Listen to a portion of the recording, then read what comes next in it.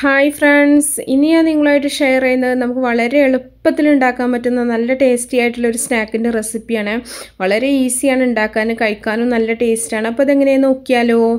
ആദ്യം തന്നെ ഒരു പാത്രത്തിലേക്ക് ഞാനൊരു 3 ടേബിൾ സ്പൂണോളം ബട്ടർ എടുക്കുന്നുണ്ട്. ഇപ്പോൾ റൂം ടെമ്പറേച്ചറിലുള്ള ബട്ടറാണ് എടുത്തിട്ടുള്ളത്. ഇത് കൂട്ടിയിട്ടോ കുറച്ചിട്ടൊക്കെ നിങ്ങൾക്ക് ചെയ്യാം കേട്ടോ. ഇതിലേക്കൊരു 2 വെളുത്തുള്ളി അല്ലി ഒന്ന് ചതച്ചത് ചേർക്കുന്നുണ്ട്. ഇനി ഇതിലേക്ക് വേണ്ടത് പാർസ്ലി ലീവ്സാണ്. കാണാൻ മല്ലിയില പോലെയാണെങ്കിലും ഇതിൻ്റെ ടേസ്റ്റും സ്മെല്ലൊക്കെ നല്ല വ്യത്യാസമുണ്ട് കേട്ടോ. അപ്പോൾ ഇത് കിട്ടുകയാണെന്നുണ്ടെങ്കിൽ ഇതന്നെ ചേർക്കുക, അത് അരിഞ്ഞിട്ട് ചേർക്കുക. ഇല്ലയെന്നുണ്ടെങ്കിൽ നിങ്ങൾ മല്ലിയില ചേർത്താലും മതി. ഇതിലേക്ക് ആവശ്യത്തിനുള്ള ഉപ്പ് ചേർക്കുന്നുണ്ട്. ഉപ്പുള്ള ബട്ടറാണെന്നുണ്ടെങ്കിൽ നിങ്ങൾ ഉപ്പ് ചേർക്കണ്ട. ഇതിലേക്ക് കുറച്ച് ഉണക്കമുളക് പൊടിച്ചതും കൂടെ ചേർക്കുന്നുണ്ട് കേട്ടോ. അതൊക്കെ നിങ്ങൾക്ക് എരിവ് കൂടുതൽ വേണമെന്നുണ്ടെങ്കിൽ കൂടുതലായിട്ട് ചേർക്കുക. എന്നിട്ട് നല്ല പോലെ മിക്സ് ചെയ്യുക. അപ്പോൾ നമ്മൾ ബട്ടറിൽ ഉപ്പുള്ള ബട്ടറാണെങ്കിൽ പിന്നെ എക്സ്ട്രാ ഉപ്പ് ചേർക്കരുത്. ഇത് ഉപ്പില്ലാത്ത ബട്ടറായത് കാരണം ഞാൻ കുറച്ച് ഉപ്പ് ചേർത്തതാണ്. നല്ല പോലെ ഒന്ന് മിക്സ് ചെയ്തിട്ട് നമുക്കിതൊരു സൈഡിലേക്കൊന്ന് മാറ്റി വെക്കാം. പിന്നെ നല്ല എരിവ് വേണ്ടവരാണെന്നുണ്ടെങ്കിൽ നന്നായിട്ട് ഉണക്കമുളകൊന്ന് പൊടിച്ചിട്ട് ചേർത്താൽ മതി. കുട്ടികൾക്കൊക്കെ ആണെന്നുണ്ടെങ്കിൽ മുളക് കുറച്ചിട്ട് ചെയ്യാണ് നല്ലത് കേട്ടോ. ഇനി നമുക്കിതൊരു സൈഡിലേക്ക് മാറ്റി വെച്ചിട്ട് ഇതുപോലെ ഞാനൊരു സാൻഡ്വിച്ച് ബണ്ണാണ് എടുത്തിട്ടുള്ളത്. ഇത് നമുക്കൊന്ന് കട്ട് ചെയ്തെടുക്കണം. ഇത് നിങ്ങൾക്ക് ബ്രെഡിൽ വേണമെങ്കിൽ ചെയ്യാം. ബണ്ണിൽ സാധാരണ ബണ്ണാണെന്നുണ്ടെങ്കിൽ ഒന്ന് സ്ലൈസ് ചെയ്തിട്ട് അങ്ങനെ വേണമെങ്കിലും ചെയ്യാം. ഇതൊക്കെ വീട്ടിൽ നമ്മുടെ കയ്യിൽ ഏതാണോ ഉള്ളത് അത് വെച്ചിട്ട് ചെയ്യാം കേട്ടോ.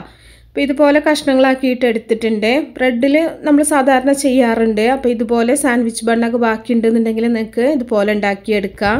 അപ്പോൾ എല്ലാം ഇതുപോലെ തന്നെ നമുക്കൊന്ന് മുറിച്ചെടുക്കാം.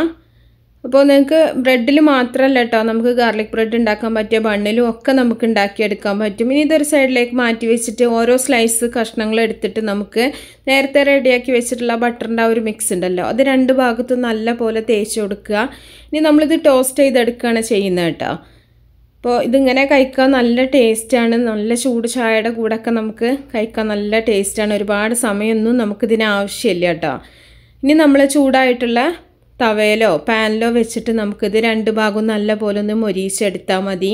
അപ്പോൾ എല്ലാ കഷ്ണങ്ങളും ഇതുപോലെ വെച്ചിട്ട് നമുക്ക് തിരിച്ചു മറിച്ചിട്ടിട്ട് നല്ല പോലെ ഒന്ന് ടോസ്റ്റ് ചെയ്തെടുക്കാം. അപ്പോൾ വളരെ ഈസിയാണ് ഉണ്ടാക്കാനും, വളരെ എളുപ്പമല്ലേ. അപ്പോൾ നമുക്ക് കഴിക്കാനും നല്ല ടേസ്റ്റാണ് കേട്ടോ. മുട്ടയുടെ ആ ഒരു മിക്സിൽ മുക്കിയിട്ടാവും സാധാരണ നമ്മൾ ബ്രെഡും ഇതൊക്കെ ബാക്കിയുണ്ടെങ്കിൽ ചെയ്യാറുണ്ടാവുക.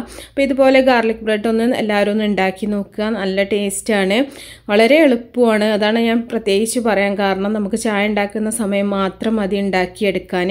ഇത് നമുക്ക് വേണമെന്നുണ്ടെങ്കിൽ ടൊമാറ്റോ സോസിൻ്റെ കൂടെ കഴിക്കാം, മയണൈസിൻ്റെ കൂടെ കഴിക്കുക. അതൊക്കെ നിങ്ങളുടെ ഇഷ്ടം പോലെ ചെയ്യുക. അപ്പോൾ എല്ലാവരും ഉണ്ടാക്കി നോക്കുക. ഇഷ്ടപ്പെട്ടാൽ ലൈക്ക് ചെയ്യുക, ഷെയർ ചെയ്യുക. അപ്പോൾ നല്ല റെസിപ്പികളൊക്കെ ആയിട്ട് നമുക്ക് അടുത്തൊരു വീഡിയോയിൽ കാണാം. ഓക്കേ.